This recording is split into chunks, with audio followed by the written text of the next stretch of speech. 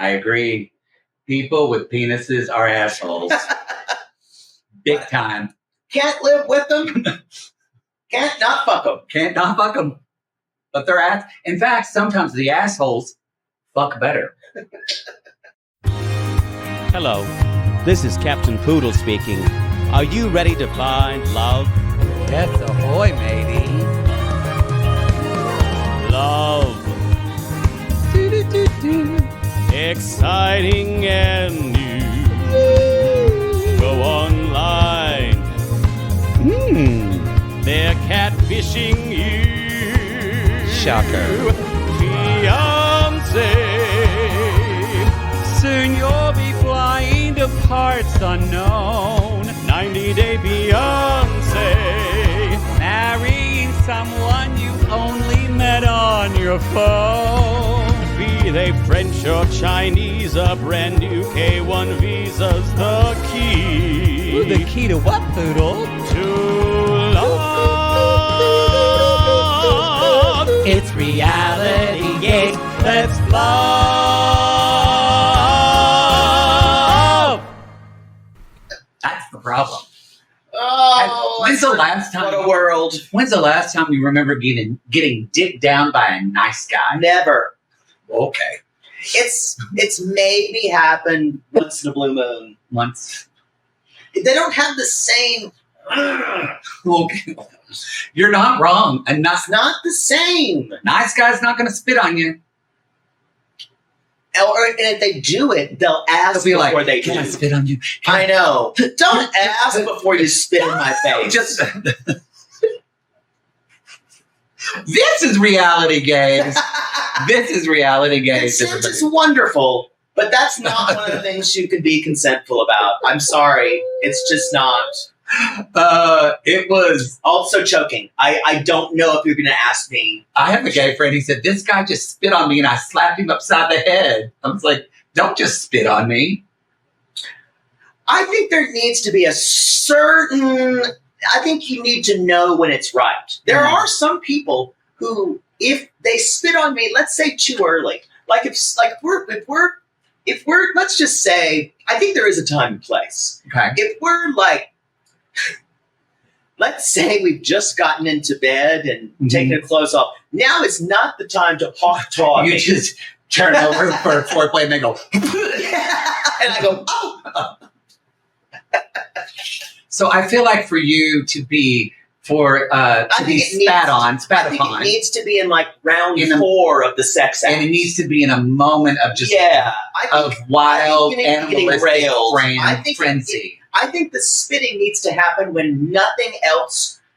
Everything's been done Everything else has been said or done, but spitting on you. It's like in a musical when you feel so strongly you have to sing. You fuck so strongly you have to spit. You just can't talk anymore. You just gotta spit like a camel. Y'all, This is reality games. This is reality games. We're in Hotel Colorado. We are. I'm Maddie. Introduce yourself.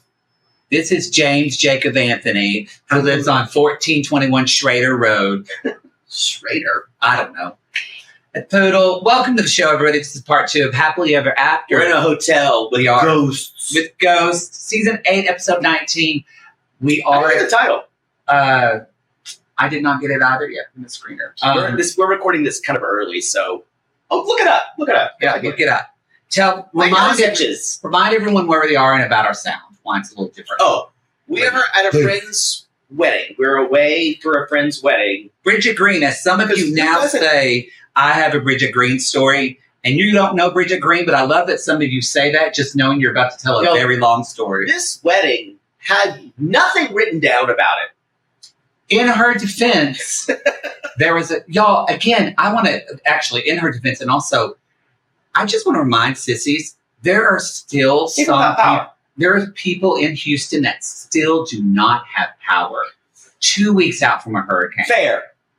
However. So anyway, we send y'all love. You are going through it. She was getting married 4 weeks ago.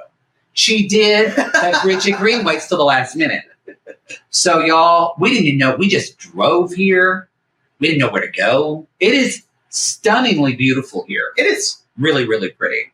The apps are sketch. Yeah. I imagine a lot of teeth problems here. Not as much that. A lot of faceless pictures, and they show me their face, and I went, "Oh, wish you hadn't have done that." Oh. Yeah. Oh. My nose itches. My nose Tell itches. them why our sound sounds different, so they know. We're using lavaliers because we were going to do this as a road show, but we didn't get the screener in time. Exactly. So I kind of like this. So it's a new discovery. I don't think the sound will be great. Feel We're like doing our best. Hoda and Jen. I love it. Oh, Can we come up with something that's not as dumb? I love Hoda and Jen. You don't love that? I I love Hoda. I want to find something that's just more edgy. Because they would never talk about cocks. Oh, contraire. The big bad heartbreak. No, that's a previous episode. Wrong episode. What is You took 4 minutes to come up with the wrong name. Do I need to do this? No, it was right Let's here. get It it done. was right here in front of you. I missed it. What a great title. And they lived ... Happily ever after. Oh, that's good. You know what? No, that's better than I thought it would be. But none of these are happily ever afters. Maybe They're not, with the but I gotta exception of say- Cat and Thais. Applause for the person that named the episodes this year. Great job. I agree. It was much better. Much better. Yes, it may be because if you start the episode with a bad name, then I think you didn't try. Agree. I'm not picking my nose. My nose is just itching for some reason. Picking a big old booger. No, it's just like my nose is. Do you got nose syphilis? They have eye syphilis now. You gave out completely. You gave out airing medical information. I didn't air medical. I said, "What is it?" I was scared about it. Yeah, but you do like everyone else does, and so you Google something, you make everyone afraid. You're the McCarthy of our time. Possibly. Y'all, a couple of announcements.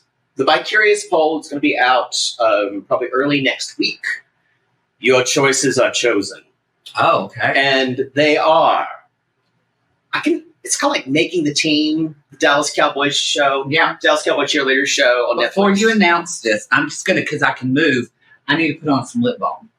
Just going to get some real quick. Some lip gloss? Yeah, I'm trying not to interrupt in the middle because No, I you know you don't always do like it. this. So I'm just going to, see, I like these laws. We could just move around. You could get up and cook in the middle of a podcast when you want a snack. So you'll have a choice of the Dallas Cowboys Cheerleader show, which I watched the first 2 episodes and I was pretty moved. And it's well done. The second choice is going to be Forbidden Love, a Matt Sharp joint about 2 people getting married. Comes on this Sunday. Actually, it's going to air. It's going to air right after the final episode of 90 Day that we're talking about today.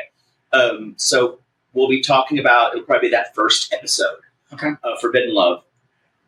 Or a dark horse candidate. A show that I thought was so well done, and I've watched, I think I'm 4 episodes in now.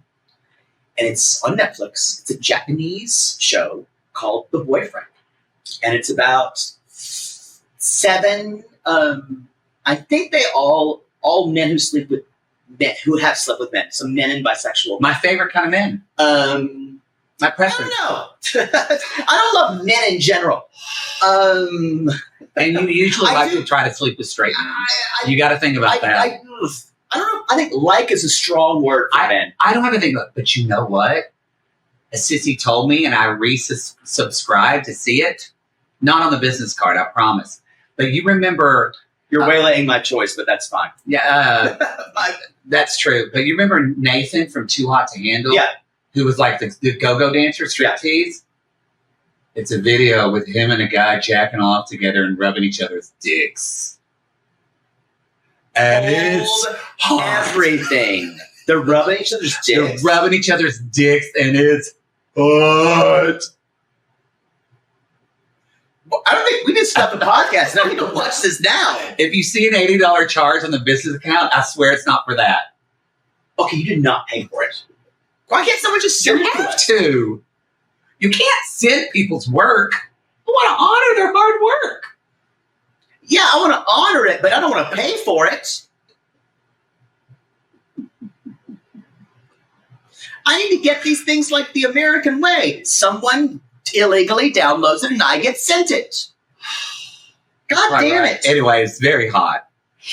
Those are great choices. The Boyfriend is the name of the show. Oh, you never said it. No, you would not let me.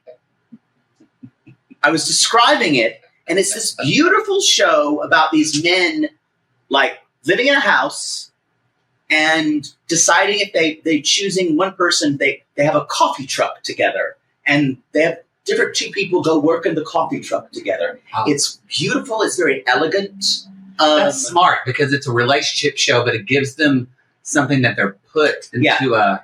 You'd like it because there's a go-go boy on it. He's joined to be in the house. And does a go-go boy fall in love with the not attractive kind of chubby guy? Nope, not at all. He's just concerned about his workout routine. God damn it! And liquefied chicken. And how much they can afford for his chicken. It's kind of dumb, too. Another dream dashed. Anyway, so I really enjoyed it so far. So it's I think it's kind of beautiful. Also, there's one Taiwan, or there's the really hot one. I think is Taipong, or I'm saying it wrong, but it gives the T. And no one wrote him a little letter. They all write little letters to say I like you. Where are they? Japan. Japan. It's a Japanese show. But it's very interesting, and there's a really bitchy one named Shun who doesn't know what he wants, but they're all into it. I don't know. Boy, you don't relate to that at all, do you? Not at all. All right, so y'all. Those are your choices. I'll put that out early next week. So if you want to vote on those choices, you need to be a member of RG Plus. Yeah. And specifically, you need to be on Supercast or Patreon. That's where we can send you the poll. Because we can't give you the poll. You do it in Supercast too, right? But Apple people, sorry. There's no way to send it to you. But anyone can join or anyone can vote that are on any tier of RG Plus, and that will air on the $5 tier. The $5 tier is going to be banging.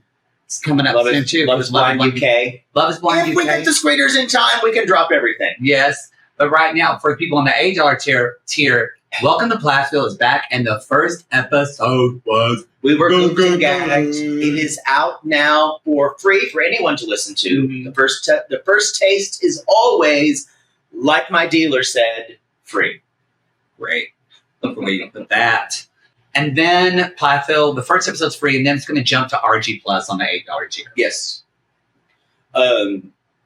Love After Lockup comes back the 26th, also on the $8 tier. We have not seen a trailer preview of that yet. We're not. We are waiting. I feel like someone had one, but it was very short. I don't know. Marcus Parks collab. It's out on last Friday. We had so much fun talking about 90 with Marcus from Last Podcast on the Left. He analyzed it like a straight guy does sports, which was fascinating to me. It was really... I'm still thinking about some of the stuff he said. He also loves Darcy and Stacey. And his cute face. That's true. Justice for Darcy and Stacey. Nubile shoulders. I'm trying to move on so you're not... It was gross, y'all. It's a great interview. His strong radio voice. Poodle hit on him repeatedly after... We only mentioned Jeffrey Dahmer twice.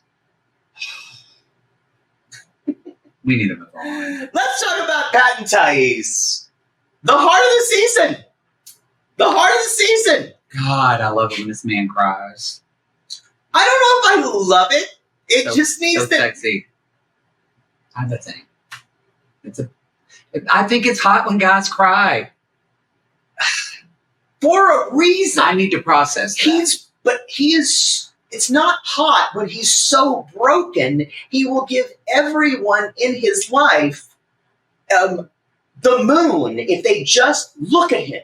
That's not hot. I don't want to think about that part. That's not fun. Not fun. Ironically enough, it's way less and not as complicated, but it is like, I feel like a more common version of where Sophie is the extreme of abandonment issues. Yeah. Patrick, I will say this. And this is the kind of like family-friendly version of abandonment issues. Family-friendly abandonment. I'm going to say this, and I don't mean it like I don't want to get into this thing like, oh, a straight man showed his emotions, pat him on the back. But at the same time, where he comes from, where he lives, the fact that Patrick did this on camera, I think is really fucking brave. And and no matter where I'm sure we'll end up hating him because Matt Sharp takes away any joy from people we love. But as at this point, I just went watching this scene with him. I was moved. I teared up, and I thought I will have some sort of respect for you always for being able to do that on camera. I don't know if I could. I think I understand what you're saying, and I think it's good for him for doing it. I don't know. After a while, I think you forget the cameras are there. So I don't know if that was part of his head saying, I don't know if I can do this on camera. Yeah. So I don't know if I can reward him for that. Mm-hmm. But I think letting his emotions be out there, I don't necessarily like we can congratulate him on crying. It just seems though there's been progress in his relationship with Thais' father, but absolutely no progress with his own father. I disagree. I think this was a moment for him to did he say everything that needed to be said? No, but I think this was progress with his father. Again, in fact, he needed things that he didn't. It wasn't about his fight. It was he needed to say it, and whether his father meant it or not, I get that. To hear his father say, "I'm sorry," no, his dad said it, and then he said, "I needed to hear that," because a lot of people go through their life and never get an apology from their parents. Maybe I didn't write it down. Oh no, he said it, and Patrick full on said at the end, "It was great to hear," and he even told Thais, he said, "I'm sorry. I never thought." Yeah, I see. This is the first time I heard my dad say, "I'm sorry." Yeah, that's a big deal. I guess to me, it was humming it over by the fact that the father said, "It was hard for me too. I didn't have my father either." Yeah. And to me, it's not that I think progress needs to be a two-way street. I understand what you're saying. This was a great thing for Patrick to say this to his father. It's about his closure. His dad's, because when his dad died, I was like, oh, that's the most fucking boomer response to say, well, I didn't have this either. I agree. I just wonder, none of this is solved overnight. This is a very camera-friendly way to do this. Mm-hmm. His dad's a piece of shit, but Patrick will never, ever be able to actually think about that. Mm-hmm. And I think that's what, it's not that that's sad to me. It just feels like Thais and John kind of understand. I don't think Patrick's boundaries are still very unfamiliar for him. And this is the first step in that. And that's what I think is great, that he is, it's not about his dad at all. It's about he is making steps to be a more fully fleshed person and feel. And that was what was great. Let's get into it. So I want to say too, and maybe this is just because they're in Brazil and all of her family's coming, but when did 1-year-old birthday parties become so important? This is not 1-year-old. It's 6 months old.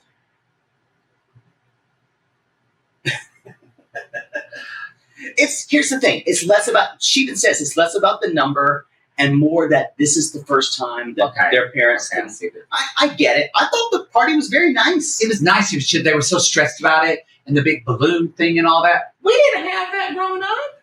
No. I had a picture of me with my family with a cake my mom made me. I think it's different here because Thais needs to show that she's okay.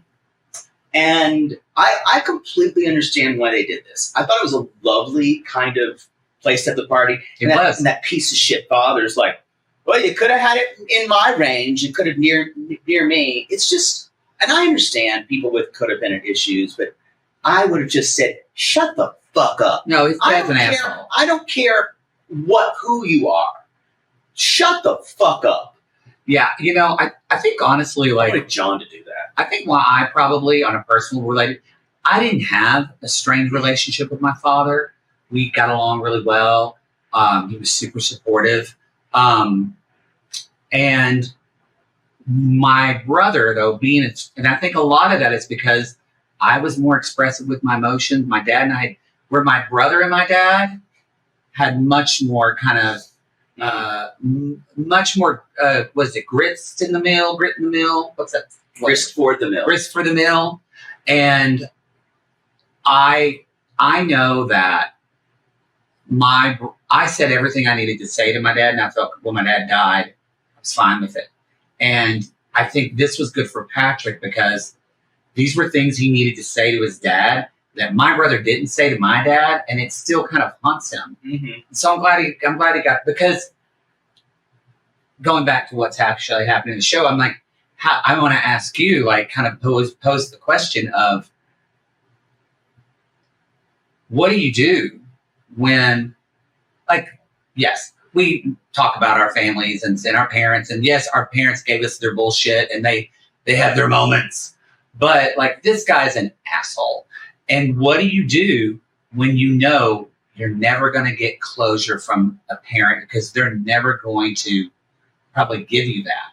Like, I'll tell you what I would do. Because don't you think that's the situation? This is the best Patrick's probably going to get from that guy. It is. And you need to talk to a therapist in realizing about, you have your own family now. Yeah. This is not about you creating as a little boy. This is time to grow up. This is time to put on your big boy pants and leave and tell that child who needs that validation from the dad, saying, look, this guy, this piece of shit's never going to give it to you. I, as an adult, I'm going to validate you. I can take care of you. I can take care of you. I hope he has a son eventually. I think that would be huge. That would be helpful for him. But here's what I'm saying. He is still so stuck in this. Oh, yeah. And I think it was a good thing. I think it was much in a one conversation. No.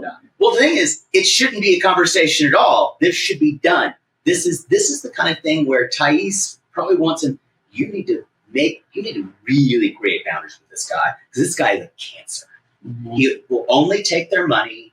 I can smell a shyster a mile away. And it's just, it sucks because Patrick has to say, I try to tell Thais about, because again, for Jose, it's all about money. Mm-hmm. And that's what's so sad. And Patrick is just trying to get crumbs out of it. Oh, yeah. And he's like, the apartment was about you, Dad. It was our time to hang out. And he finally says, this is the best thing that happened. Dad, it was hard for me growing up without you there. And the shot of John looking over and seeing his brother that he loves so much talk to him, to his shitty dad, and the look, I have goosebumps now just talking about it. This was a really wonderful moment. I just think it was set up to be like some type of, I think I have what I have a problem with is the way the show did it, and the way I'm like, this isn't Cats in the Cradle. This isn't a makeup scene. Jose gave this much, and that's all he's ever going to give. And the reality is Patrick still needs to set about 100 more boundaries. And it wasn't necessarily what Patrick did. It was what the show showed us. Mm-hmm. That, okay, this is over now. But like you were saying, kind of what this is a traditional reality show arc where they kind of summed it up and they had closure, where other storylines we didn't have it. Yeah. And anyway, Dad brings up his own shit. And Patrick does say to him, when he says, I didn't have a father either. And Patrick says, that's not an excuse. Yeah. And I want to say, that's really not an excuse, because that's the reason I had such a wonderful father. He reminded us daily that he didn't have a father. I don't know if that's helpful. Your mom does. My mother reminded me weekly. Yes. Not daily, more weekly, yeah. But that's not an excuse. I'm glad Patrick said that. Yeah. And Thais even said, and this is what I thought the best part of the story was. Thais, he goes over after it's over. Thais says, "I'm proud of him for expressing his feelings to his dad." Because this is the biggest roadblock that's gone now between them, and that's the important. Well, and what's great is this is the scariest person. Here's the deal, y'all. When you share your feelings, and I don't want to use the word confront, because I think people think, oh, I don't want to confront someone with my feelings, because they mean confronting means I'm arming myself for battle, or there's going to be a give and pull. Think of it this way.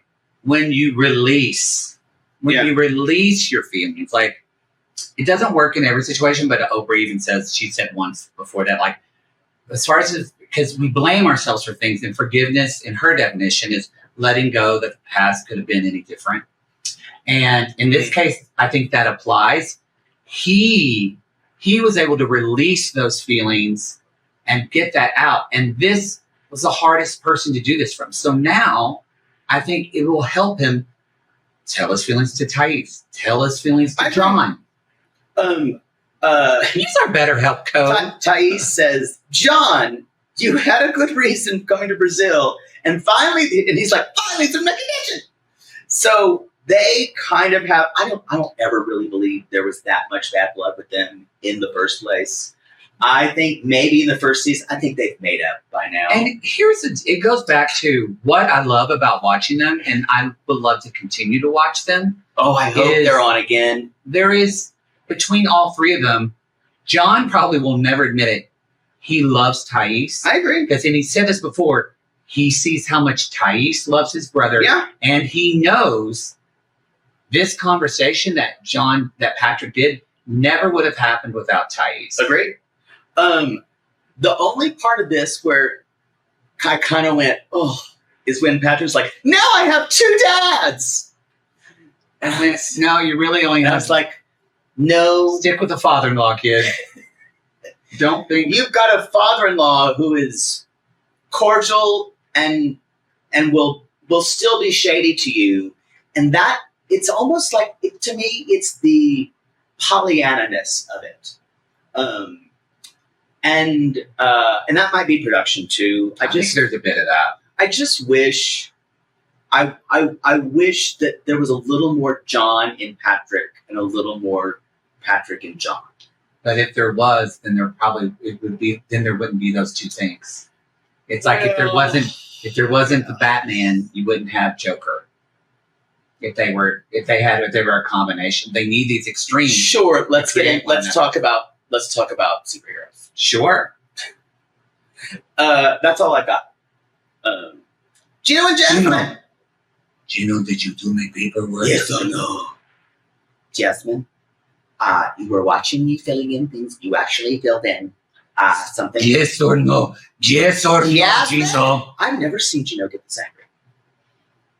It doesn't feel fake, I gotta say. He's like, I've done 80%. It's that extra 20%.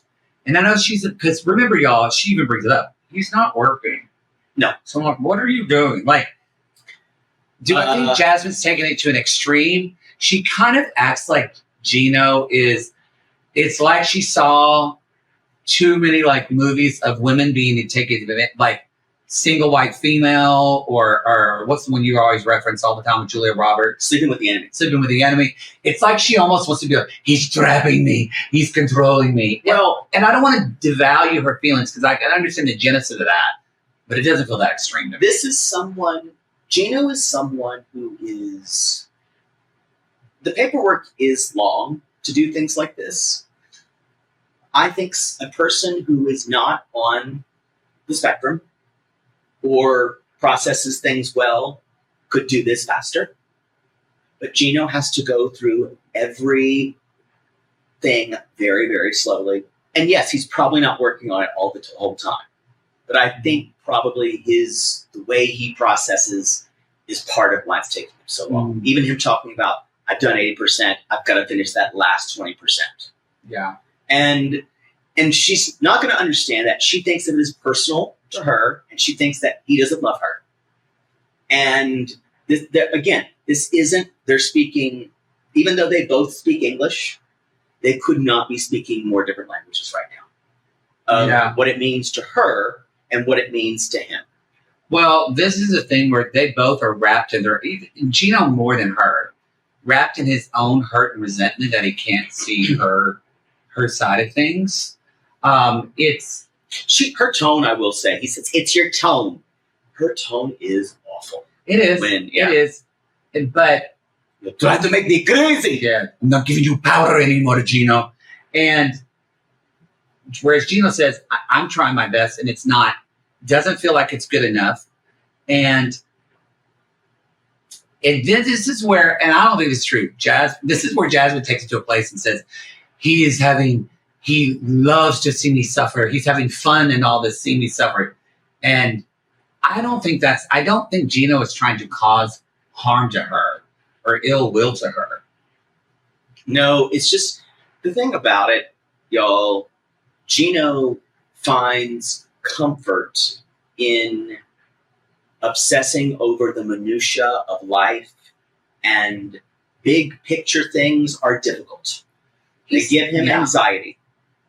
He says, she's like, I can't go home and see my children until you do this. And he says, well, you can go home now, can't she?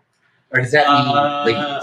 I don't know if this was something thrown around that were kept in the edit that we didn't. I don't believe she can go home because she can't come back. I don't think you can travel internationally for a while.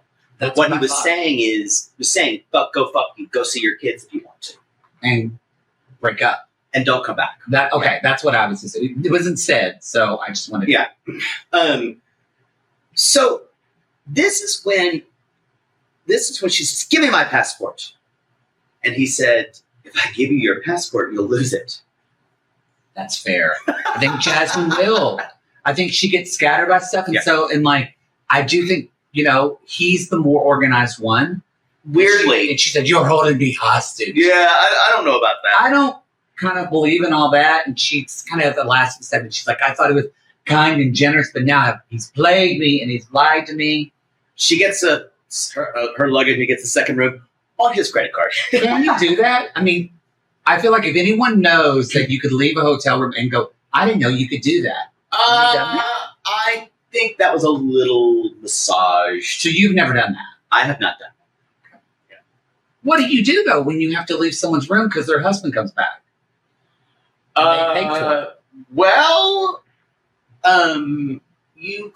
You can always say, if you've got his ID, which you have a copy of it always, you make a copy when you can say, I forgot my room key. This is the other room that we booked. I forgot my room key. Can you let me back into this room? How are you not in prison? It's been close sometimes. No, let's jump to Lauren and Alexei. Not much. They have Alex organizes a friend group. They're playing cornhole. Cornhole? Again, what's different when I played with guys? Yeah, I don't think a lot of beanbags are involved. No. So never really makes it in the hole either. The whole pretense of this evening is to get Lauren's friends together who will tell her not to have any more surgery. I appreciate the tell her she looks great. I appreciate the intention. This is a wrong way to go about it. Yeah. The only thing that might come good from this, I'm kind of shocked that Lauren has never talked about her body issues in therapy. You could have knocked me over with a feather. Because first of all, y'all, especially at least in the US, especially like Jewish culture, therapy is like accepted. It's doesn't have stigma. Here's the thing. But I think I know why. Here's the thing. I think that is the one thing she refuses to talk about because it's the thing that's closest to her. Could be that, or do I talk about my body dysmorphia or my mother? I think they go hand in hand. But I don't know how much therapy she's had. I think that's fair. When I hear that body dysmorphia never came up with her therapist. Yeah, I was shocked. I will say this, and it's surprising Lauren doesn't listen to this. But if she did, I would tell her, and I would tell this for any of you out there, if you are in this state of, and a lot of you are mothers like her who feel like you've lost yourself and your kids, and you don't know, and you want to find me again, you need to find me. Lauren 2.0. I think therapy is actually one of the very best places to do that. Yeah. And say that as a therapist and as experience of, having those moments in life, existential moments of what do I do next? Therapy has been, because y'all, it just doesn't happen once. Yeah. You have these all throughout your life. And each time I'm so grateful that I was able to explore that in therapy.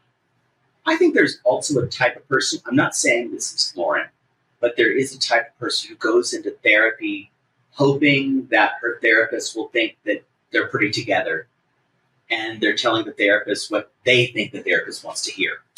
Yes, this literally sounds like we're about to go into a BetterHelp ad. We're actually not. We're BetterHelp.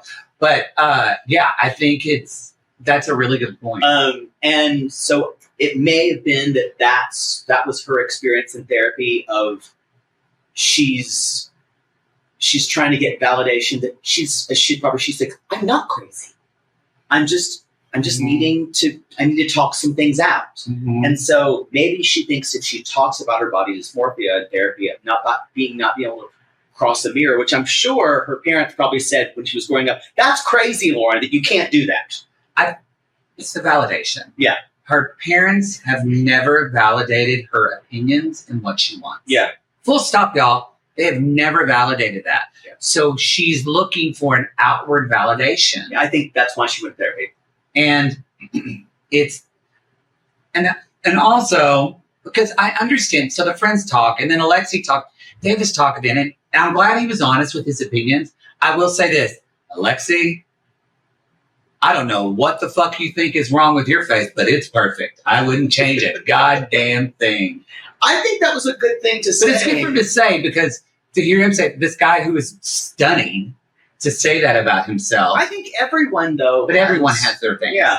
But I don't think he's stunning, though. Personally. I think he's hot. Yeah. But you said he's hot.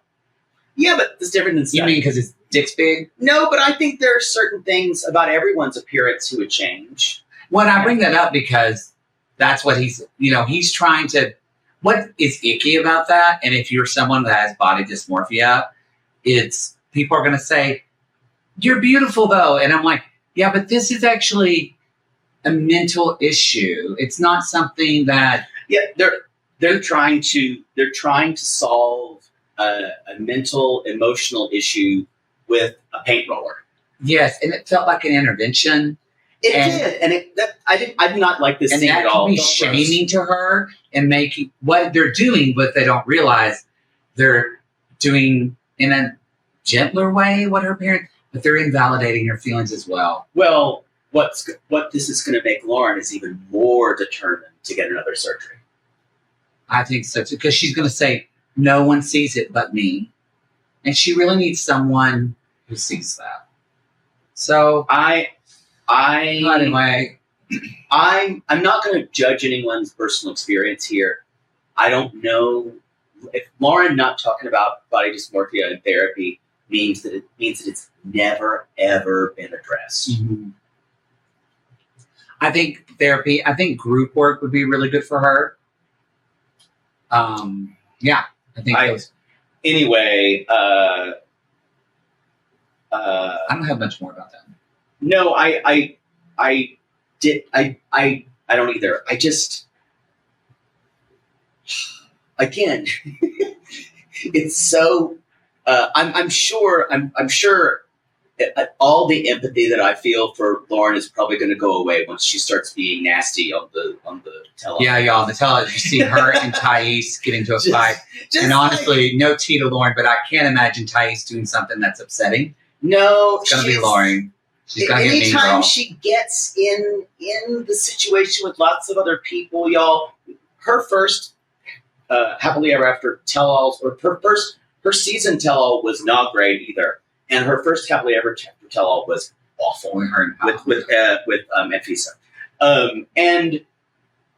But it makes sense because she feels this inner. She's like, I've got to lash out and put people in a place before they do it to me. But because I don't feel. But it's worthy. just like watching Lauren deal with all these people in her life who turn out to be she can't even count on her husband to support her. Can't count on her parents. You do want someone, even her friends. Yes, you just want to feel like she has. Definitely not her sister. No, you just want. I do. She has that one blonde friend that took her to the strip club. I don't know. Oh, that one. But I think she moved away now. But Lexi, remember, didn't like her. That's right. So she got pushed to the wayside. Lexi basically said, "I don't like you hanging out with this friend." So I do want Lauren just to feel like. I've had moments in my life where you feel like, I don't really have anybody who's when like shit hits the fan and comes to that. I don't have anyone in my corner, and I don't think she feels that. Yeah. Yeah. All right. You're 100% right. This is sad. Let's move on to. I laughed like. Don't De Niro that well. Happy birthday, I don't know how much time passed between. I think they were at the whiskey tasting for a while. It's almost like this is almost like I Love Lucy level drunk. I thought it was like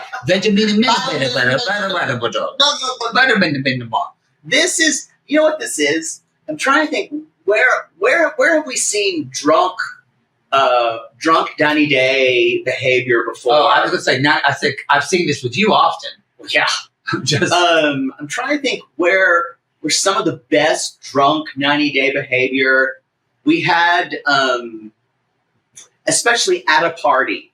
If you remember, maybe not drunk, but if you remember the time when did we see John this drunk one time? Yeah, well, that's that very scene when Kalani and her sister at Kalani's bachelor party, where she has to tell her sister that she's pregnant, and like at the saddest Mexican restaurant in the world, and their sister gives her this look that says, "I love you, but I'm also so disappointed in you. You're so just why." That's a great scene. That I will say, the emotional heft of that season for them, that was an incredible season because the whole time you watch Kalani's face kind of like just that downward look when she just says she just saw a portal to hell. She wants to go somewhere. That's what I said. She just wants to go down that. I will say that was a really, really cool season. Now she's got a baby with her side piece. So you too can have.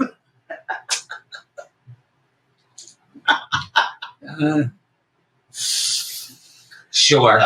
Anyway, they are drunker than Cooter Brown. They're drunker than Cooter Brown. So, and this is the whole thing is that they would find out what we found out at the end of the last episode is Ashley gave him $1,000 and he said he put the money away, but we found out there is no money. No está dinero. Yeah.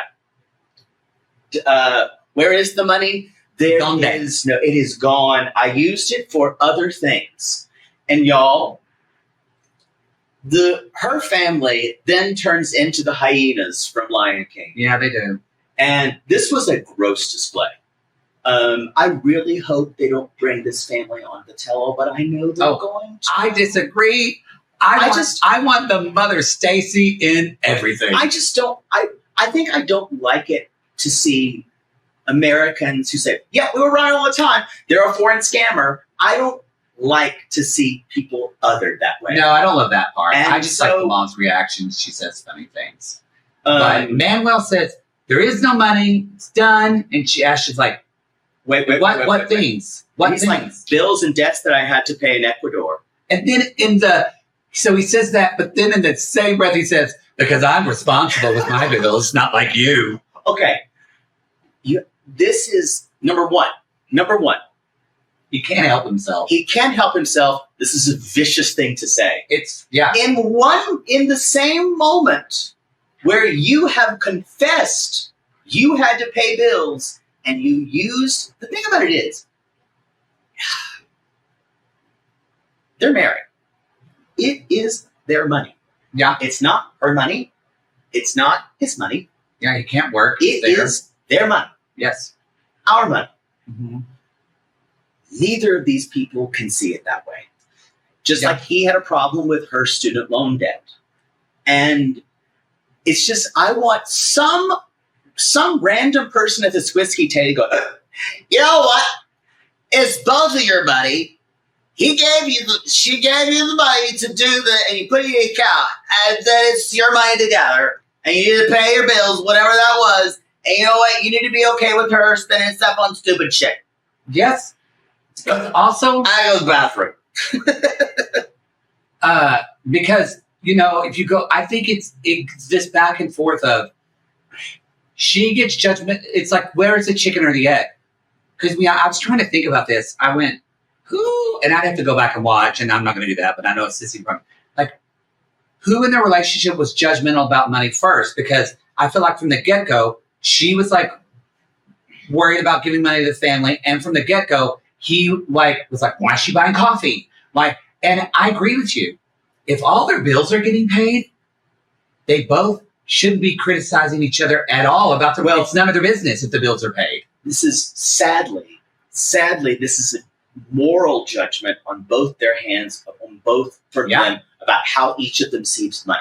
Mm-hmm. He sees money as, and he associates money with shame and how he needs to use it to protect, to pay for his family, and it's shameful. He has to ask her, so it's shameful to him because he's not being a man. Mm-hmm. She morally sees money and emotionally as him taking what's hers and that she worked hard for and using it in a way that somehow he's pulling one over on her. Mm-hmm. It's distrust. It's a distrust. So it's shame for him, distrust that he's not for her.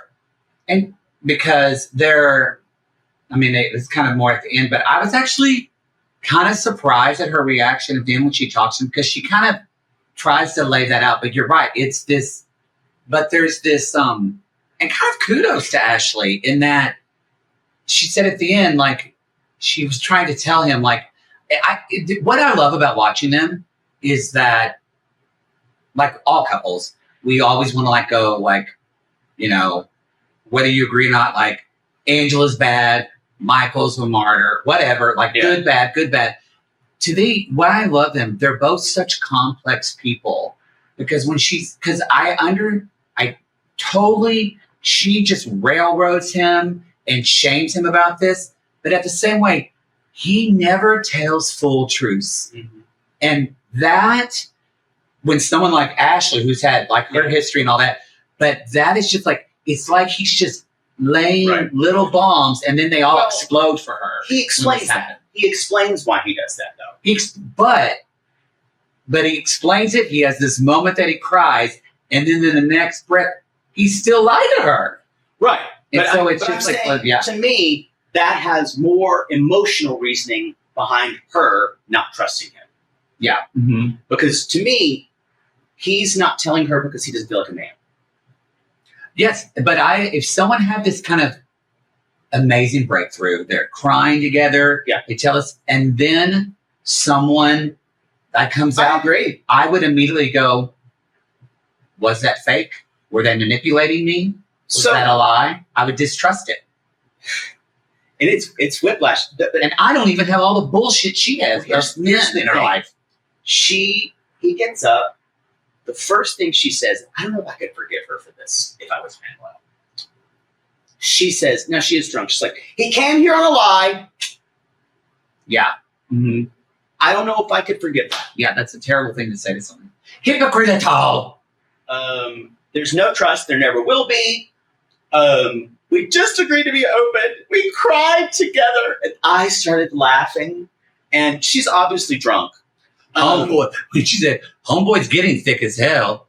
He's happy. And y'all, they both have such great one-liners. And Mom, Stacy, says, well, he said he paid deals, but I think he sent the money to the ex, and I think he's got a whole other family. I think, and that's interesting, because honestly, Ashley for Ashley, she's fucking racist as fuck when she says it. I thought less racist, but more the mom is putting her own shit about men and distrusting men. Can I say why it feels racist to Sure. you now? It feels like, they have a lot of kids down there. They have lots of other families. Possibly, yeah. I don't know South America. But I think when the mom said that, it was like, because I got to say, Ashley has been very clear. She doesn't have a problem with him talking to the ex if it's about kids. She gets that. But she has not been clear about that. She has. She said that. She fully said, like 2 episodes, she said, I get that he would need to talk to his ex about their kids. But she still did not believe he was doing it. But no, let me finish my thought. So I feel like she's having the battle. She said that. So I think one part of her rationalized that. And I went, oh, that's where that voice is coming from.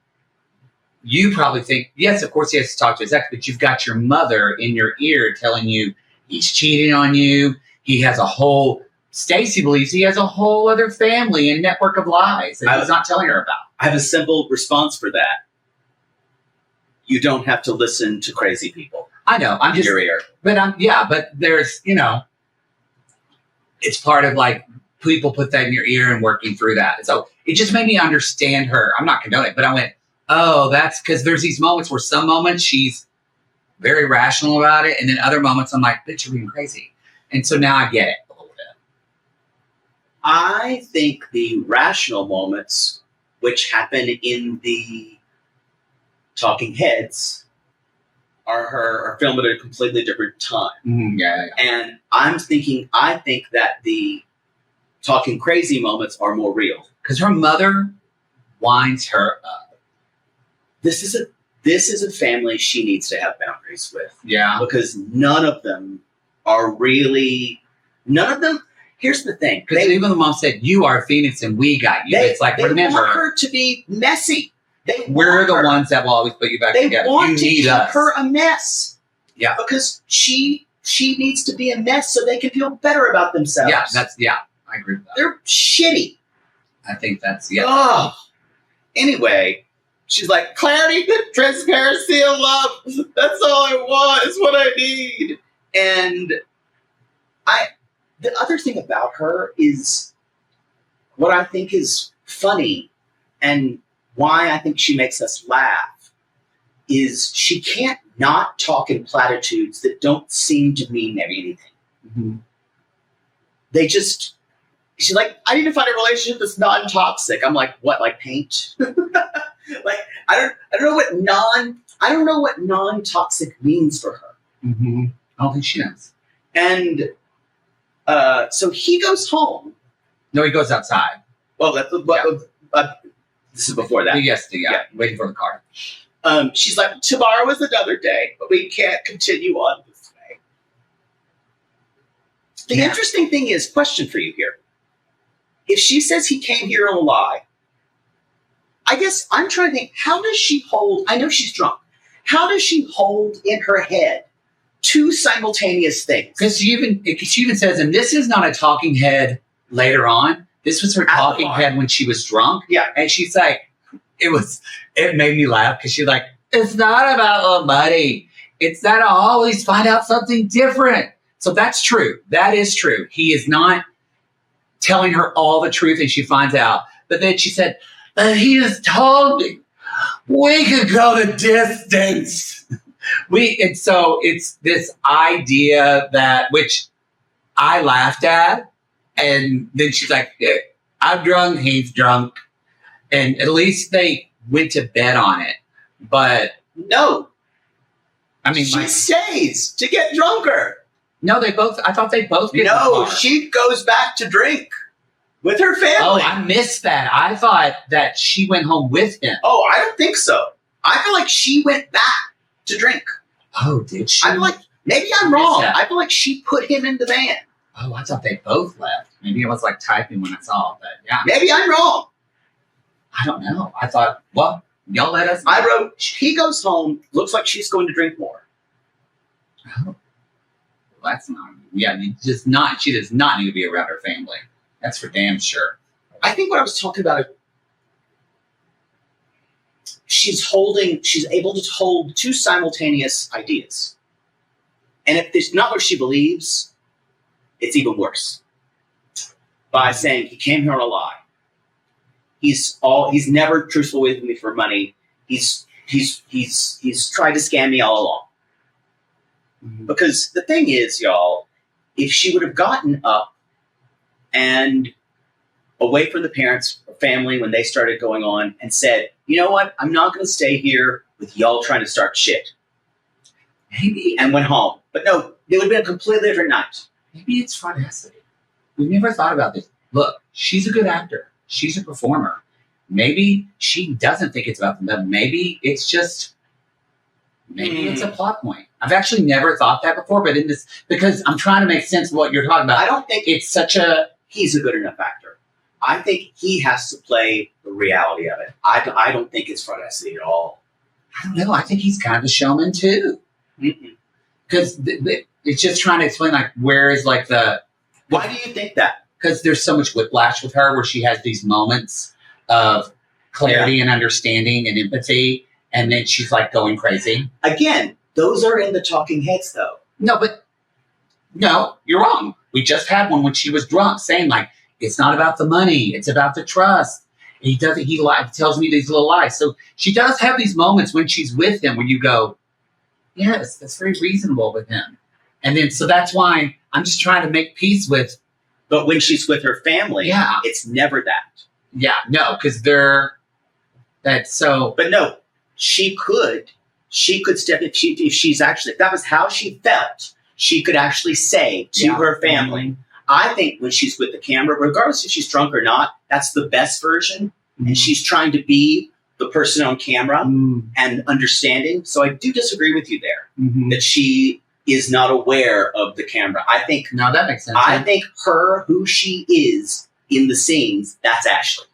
And she is playing when she's doing so even in the moment right after. Yes. I don't know. I don't fully agree with that, but I don't know the answer. So I don't know, maybe, but I don't ever want them to break up. I don't know if they're going to go the distance, but I don't ever want them to break up. The thing about it is, it would be so easy if they both could drop their shame and issues around money and just say, this is what needs to happen. He's going to have a much harder time with than she will. But she's always going to think that, because supposedly men have stolen from her in the past. So she thinks it's a measure of her self-worth. Money is, unfortunately, her self-worth. And if you're going to take it, you're taking her self-worth. And making her look up. That's true. And he can't say, and for him, saying what this money is for, meaning, I need you. He can't say that. Yeah. That's impossible for him. No, it's true. And that's baked in. She knew that when she's been with him for so long. So I just need them not to break up so I can get lines like, men. Es trabajas, bruja. All right, everybody. That's the show. Love this episode. Great episode for me. I enjoyed it. I'm super excited about the tell-all. We will be watching, as y'all will too. We will be. You know the deal. Go to realitygates.com, where you can find everything about us. Follow us on the social media. And be sure to look out for, if you're on RG Plus, be on the lookout this week, when you're listening to this, for that By Curious poll. Yes. Those will be coming. You'll get an email. Some of you say, I had to turn off my Patreon emails because I was getting too much. We get that. But just know, it's not our fault if you don't see it. I know. I don't know if I can. we do talk about it on the show. So all you have to do is someone just emailed and said, log in. "Where's the plat bill? Where's the plat?" They emailed, and I went, "You probably didn't see the email, but it's out." Yeah. And I will say, if you listen, some of you don't listen to the announcements. I think we cover everything. So. Yeah, I think we did. Anyway, but I get it. People don't want to. I don't get it. I'm sorry. That's true. Well, no, I get it. People don't want to listen, but I don't get it. But then don't ask. Yeah. All right, everybody. We'll see you next week. We love you. We appreciate you. We're about to, with platform and everything, August is going to be lit. So kind of like Poodle on a Saturday night or me on a Sunday morning in a donut shop. Grab on and hold on because you're going to get stuffed. That was good. All right, everybody. We'll see you next time. Until then, we call these people lonely hearts because aren't we just all lonely hearts looking for love in all the wrong places? YMCA. Yes, aren't we all just lonely hearts looking for love in all the wrong places? Yes, and if you don't ever hear from me again because I got rough fucked by a ghost tonight,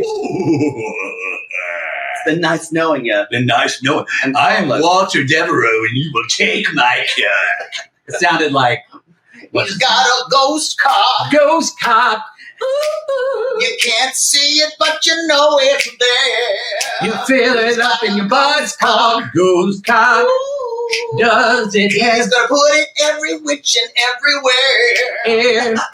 Boo, boo, boo, boo, boo, boo, boo, boo, boo, boo, boo, boo, boo, boo, boo.